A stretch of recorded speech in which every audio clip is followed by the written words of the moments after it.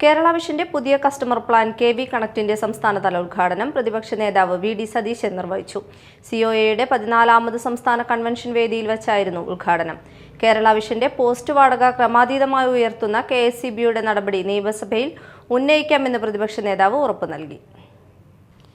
കേരളത്തിൽ എല്ലായിടത്തും ഇന്റർനെറ്റ്, എല്ലാവർക്കും ഇന്റർനെറ്റ് എന്ന കേരള വിഷന്റെ ഏറെ നാളത്തെ സ്വപ്നമാണ് കെ.വി. കണക്റ്റിലൂടെ യാഥാർത്ഥ്യമാകാൻ പോകുന്നത്. കേരള വിഷന്റെ 12 ലക്ഷം ബ്രോഡ്ബാൻഡ് ഉപഭോക്താക്കളിൽ ആർക്കും കെ.വി. കണക്ട് പ്ലാൻ എടുത്തിട്ടുള്ള വരിക്കാരന്റെ വൈഫൈ പരിധിയിലെത്തിയാൽ സ്വന്തം കണക്ഷനിലെ യൂസർ നെയിമും പാസ്വേഡും ഉപയോഗിച്ച് ഇന്റർനെറ്റ് എടുക്കാം. കെ.വി. കണക്ട് പ്ലാൻ ആക്ടിവേറ്റ് ചെയ്യുന്ന ഉപഭോക്താവിന് കേരള വിഷൻ പ്രൊഫഷണൽ വൈഫൈ റൗട്ടറും സൗജന്യമായി ലഭിക്കും. കെ.വി. കണക്ട് സംരംഭത്തിന് തുടക്കം കുറിക്കാൻ കഴിഞ്ഞതിൽ സന്തോഷമുണ്ടെന്ന് പ്രതിപക്ഷ നേതാവ്. കൂടാതെ കേരള വിഷന്റെ പോസ്റ്റ് വാടക ക്രമാതീതമായി ഉയർത്തുന്ന കെ.എസ്.ഇ.ബി നടപടി നിയമസഭയിൽ ഉന്നയിക്കാമെന്നും വി.ഡി. സതീശൻ ഉറപ്പു നൽകി. ഞാൻ വളരെ ആദരവോടുകൂടിയും ബഹുമാനത്തോടുകൂടിയും നോക്കിക്കാണുന്ന ആളുകളാണ് കേബിൾ ടി വി ഓപ്പറേറ്റേഴ്സ്.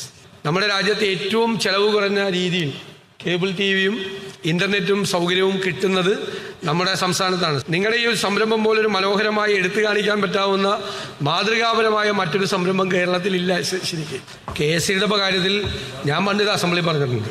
നിങ്ങൾ വന്ന് പറഞ്ഞിട്ട് തന്നെ നിങ്ങൾ പഴയ ഭാരവാഹിയല്ലേ, അത് ഉറപ്പായിട്ട് നമുക്ക് ശ്രദ്ധിക്കുക. ഒരു ഡിസ്ക്രിമിനേഷൻ, ഒരു വിവേചനമുണ്ട്.